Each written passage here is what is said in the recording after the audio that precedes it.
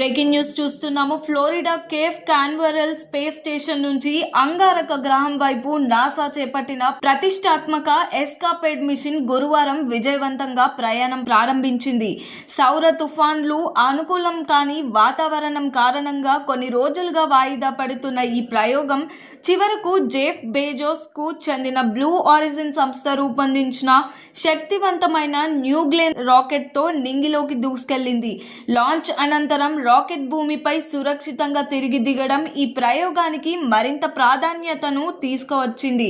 NASA యొక్క ఈ ప్రత్యేక మిషన్లో బ్లూ మరియు గోల్డ్ అనే పేర్లతో 2 చిన్న ఉపగ్రహాలు ఉన్నాయి. అవి అంగారకుడి వాతావరణాన్ని సమగ్రంగా అధ్యయనం చేయనున్నాయి. రెడ్ ప్లానెట్ తన వాతావరణాన్ని ఏ విధంగా కోల్పోయింది, దానికి సంబంధించిన ప్రక్రియలు ఎలా జరిగాయి, అక్కడి అయస్కాంత క్షేత్రం ఏమి సూచిస్తుందో వంటి కీలక విషయాలను ఇవి పరిశోధించనున్నాయి. ప్లాస్మా వాతావరణం నుంచి అంగారకుడి రక్షణ వ్యవస్థ వరకు అనేక శాస్త్రీయ అంశాలపై ఈ ఉపగ్రహాలు విలువైన డేటాను సమీకరించబోతున్నాయి. ఎస్కాపేడ్ అంతరిక్ష నౌక తొలుత 1 ఏడాది పాటు భూమి కక్షలో ప్రయాణించి 2027 ప్రాంతంలో అంగారకుడి కక్షలో ప్రవేశిస్తుంది. అంటే ఈ మిషన్ మొత్తం 2 సంవత్సరాల పాటు సాగనుంది.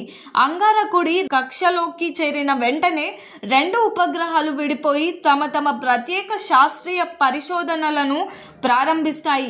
ఇక ఈ ప్రయోగంతో బ్లూ ఆరిజిన్ సంస్థ అంతరిక్ష రంగంలో ఒక కీలక మైలురాయిని చేరింది.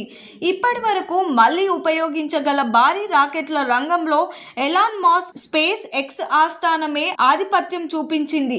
అయితే న్యూ గ్లెన్ విజయవంతమైన రిటర్న్ తో బ్లూ ఆరిజిన్ కూడా ఆ టెక్నాలజీలో బలమైన పోటీదారుగా ఎదిగింది. ఈ మిషన్ విజయం అంగారక పరిశోధనలకు మాత్రమే కాకుండా భవిష్యత్ అంతరిక్ష ప్రయాణాలకు కూడా కొత్త దారులు చూపించిందని నిపుణులు అభిప్రాయపడ్డారు. మరి దీనిపైన మీ ఒపీనియన్ ఏంటో కామెంట్ చేయండి. మరిన్ని అప్డేట్స్ కోసం చూస్తూనే ఉండండి RLR TV.